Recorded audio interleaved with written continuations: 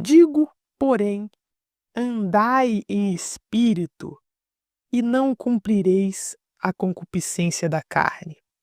Por que que o versículo 16 do capítulo 5 de Gálatas começa dessa forma? Digo, porém, andai em espírito, e não cumprireis a concupiscência da carne. É simples. Aqui o Espírito Santo, através do apóstolo Paulo, nos dá essa direção, que devemos andar em espírito, segundo a ordem de Deus, para que a gente não venha cumprir os desejos da nossa carne. Mas por quê? E aqui ele diz o porquê. Logo no versículo seguinte, diz: porque a carne cobiça contra o espírito, e o espírito contra a carne. E estes opõem-se um ao outro, para que não façais as coisas que quereis. Então, aqui Paulo deixa claro que o desejo da nossa carne, a nossa vontade, é contra a vontade do Espírito Santo, a vontade de Deus. Isso é uma luta interna que vamos ter para o resto da nossa vida. Enquanto vivermos, nós vamos lutar contra isso. O desejo da nossa carne, ela é forte, é muito presente, mas não devemos andar nela. Devemos andar em espírito, porque a carne, o desejo da nossa carne é destrutivo. Como o bispo Renato Cardoso costuma dizer, nós não sabemos querer. A nossa vontade é contra nós mesmos. Pensa numa salada e num bolo de chocolate, ou numa pizza, seja o que for. Você olha para a salada, olha para a guloseima deliciosa, você vai querer a guloseima, você vai querer o bolo, você vai querer a pizza. A sua vontade não vai querer a salada, não vai querer o brócolis, não vai querer isso. Vai querer o açúcar, querer a gordura. Mesmo que, no seu entendimento, você sabe que a salada é melhor, você sabe que ela é mais saudável, que vai fazer bem a você, mas a sua vontade, a sua carne, o seu estômago, quer o bolo de chocolate, quer a pizza. Isso é a maior prova de que a nossa vontade é contra nós mesmos. Então a gente tem que lutar contra a vontade da carne, para que prevaleça em nós a vontade do Espírito. E ele continua aqui em Gálatas 5, versículo 18. Mas, se sois guiados pelo Espírito, não estáis debaixo da lei. Porque as obras da carne são manifestas, as quais são adultério, fornicação, impureza, lascívia, idolatria, feitiçaria, inimizades, contendas, ciúmes, iras, pelejas, dissensões, heresias, invejas, homicídios, bebedices, glutonarias e coisas semelhantes a estas, acerca das quais de antemão vos declaro, como também já vos disse, que os que cometem tais coisas não herdarão o reino de Deus. Então a gente sabe quando é guiado pelo Espírito, a gente sabe quando vive sujeito ao mandamento, à ordem do Espírito Santo, quando a gente não comete nenhuma dessas coisas.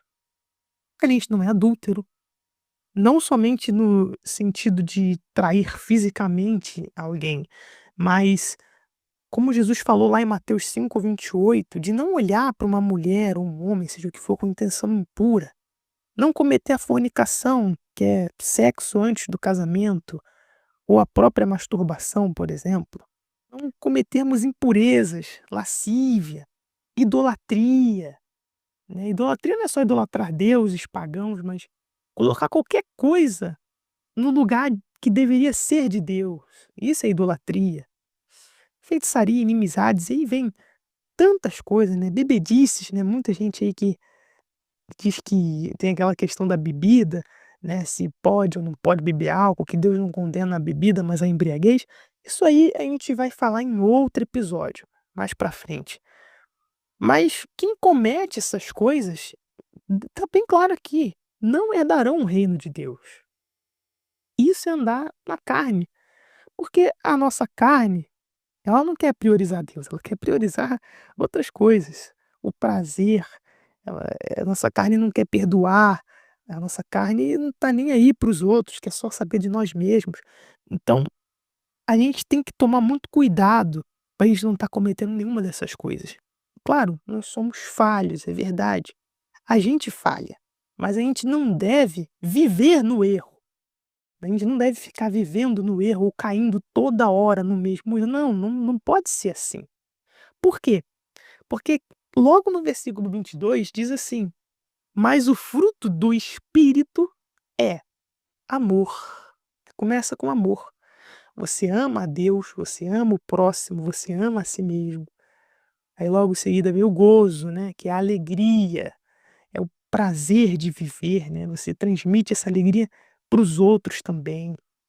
Paz, longanimidade, em outras traduções é paciência, né, você não se explode por qualquer coisa. Benignidade, poxa, que é misericórdia, né, você tem a capacidade de perdoar quando você anda no Espírito. A carne não quer perdoar, mas quando você anda no Espírito, você é benigno, você perdoa, você é bondoso, que é o próximo fruto do Espírito, a bondade, fé, mansidão, temperança. Temperança, em outras traduções, é domínio próprio. Quando você tem domínio próprio, você não comete essas obras da carne. Você consegue se controlar, por mais que você sinta vontade. E eu vou explicar isso em outra oportunidade, né, dando prosseguimento a esse estudo, nessa meditação, né. E continuando aqui, o livro de Gálatas, do capítulo 5, a partir do versículo 23, "contra estas coisas não há lei". E agora que vem a parte que, infelizmente, muitos cristãos acabam ignorando, sendo, não diria nem ignorando, mas sendo negligentes. Porque no versículo 24 e 25 diz assim: "E os que são de Cristo crucificaram a carne com as suas paixões e concupiscências", ou seja, com suas paixões e seus desejos. "Se vivemos em espírito, andemos também em espírito". Aí ele termina dizendo: "Não sejamos cobiçosos de vanglórias, irritando-nos uns aos outros, invejando-nos uns aos outros". Mas eu queria que você prestasse muita atenção aqui agora. Com tudo que eu falei aqui, né, andar em espírito, não cumprir a concupiscência da carne, li aqui as obras da carne, li o fruto do espírito, mas tudo isso está condicionado a esses 2 versículos aqui, o 24 e o 25. "E os que são de Cristo crucificaram a carne com as suas paixões e concupiscências". Nós temos que crucificar a nossa vontade, as nossas paixões, os nossos desejos, para que venhamos a andar em espírito. A gente sabe que o processo da crucificação é algo extremamente doloroso. Ninguém quer passar pela crucificação. Mas é justamente isso que Deus nos pede. A gente tem que crucificar os nossos desejos, as nossas vontades, que é doloroso, não é fácil, mas que é necessário para vivermos em espírito e andarmos em espírito. E no final, claro, sempre tem a recompensa, né? Tem ali o fruto do espírito, o amor, a felicidade, a paz, a alegria e tudo mais. E claro, no porvir, né, na eternidade, depois da morte, a vida eterna. Então, pensa direitinho, medita nesse texto e põe ele em prática. Crucifica a tua vontade para fazer a vontade de Deus. Como João Batista disse, que eu diminua para que ele cresça. Que Deus te abençoe em nome do Senhor Jesus. Amém.